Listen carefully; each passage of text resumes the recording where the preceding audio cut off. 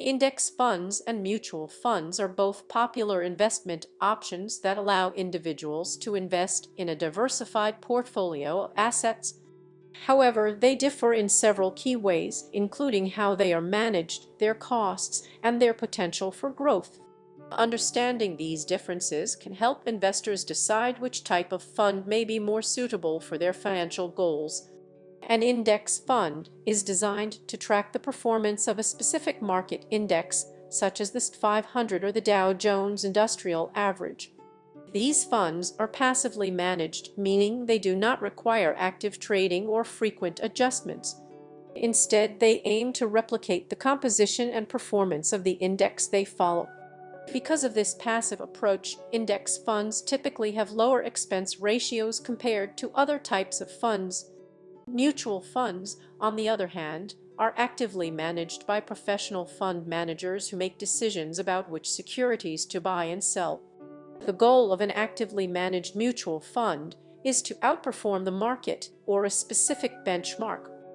This active management often results in higher fees and expenses as the fund manager requires compensation for their work.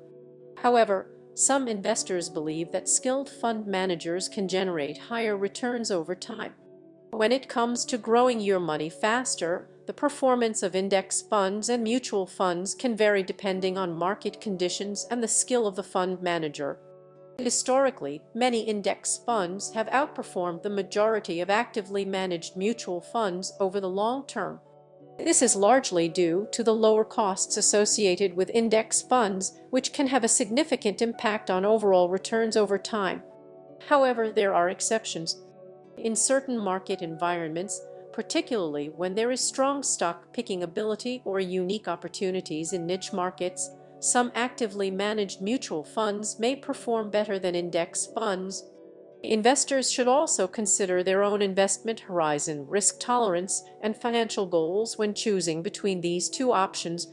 In addition to cost and performance, other factors such as diversification, liquidity, and tax efficiency should be considered. Index funds tend to be more tax efficient because they have lower turnover rates, meaning fewer capital gains distributions to shareholders. Mutual funds, especially those with high turnover, may result in more taxable events for investors. Ultimately, the choice between index funds and mutual funds depends on individual preferences and financial objectives. While index funds may offer a more consistent and cost-effective way to grow wealth over time, mutual funds can provide the potential for higher returns if the fund manager is successful in selecting winning investments.